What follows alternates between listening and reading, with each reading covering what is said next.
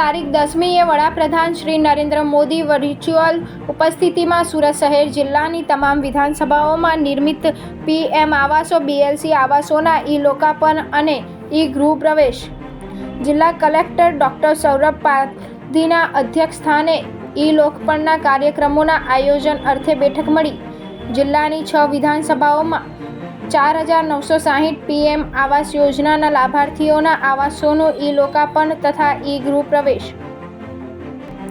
સુરતમાં મંગળવારના રોજ પ્રધાનમંત્રી આવાસ યોજના હેઠળ રાજ્યભરમાં નિર્માણ કરાયેલ 1 લાખથી વધુ પીએમ આવાસો તેમજ લાભાર્થીઓ દ્વારા નિર્મિત બીએલસી આવાસોનું તારીખ 10મી ફેબ્રુઆરીએ બપોરે 12 વાગ્યે વડાપ્રધાન શ્રી નરેન્દ્ર મોદીની વર્ચ્યુઅલ ઉપસ્થિતિમાં ઈ-લોકાર્પણ કરાશે. જેના ભાગરૂપે તમામ વિધાનસભાઓ અંતર્ગત સુરત શહેરની 10 તથા જિલ્લા 6 વિધાનસભાઓમાં આવાસોના ઈ-લોકાર્પણ અને ઈ-ગૃહ પ્રવેશ કાર્યક્રમ યોજાશે. જેના સુચારુ આયોજન અર્થે જિલ્લા કલેક્ટર ડોક્ટર સૌરભ પારધીના અધ્યક્ષસ્થાને સમીક્ષા બેઠક મળી હતી.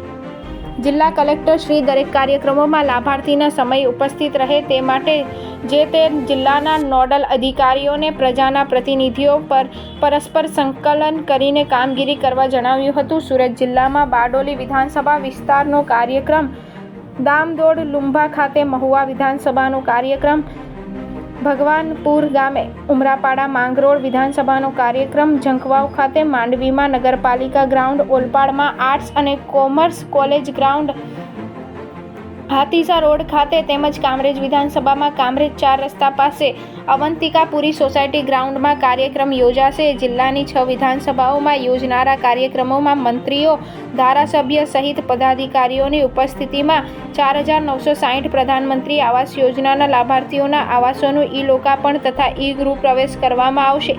કાર્યક્રમમાં સાંસ્કૃતિક કાર્યક્રમ, પાણી પુરવઠાની વ્યવસ્થા, કાર્યક્રમના સ્થળે લાભાર્થીઓને લાવવાની વ્યવસ્થા સહિત અન્ય વ્યવસ્થા અંગે અમલીકરણ અધિકારીઓને સૂચના અપાઈ હતી. બેઠકમાં જિલ્લા વિકાસ અધિકારી શિવાની ગોયલ, માંડવી પ્રયોજના વહીવટદાર નિધિ નિવાસી, અધિક કલેક્ટર વિજય રબારી, ગ્રામ વિકાસ એજન્સીના નિયામક MB પ્રજાપતિ સહિતના ઉચ્ચ અધિકારીઓ ઉપસ્થિત રહ્યા હતા.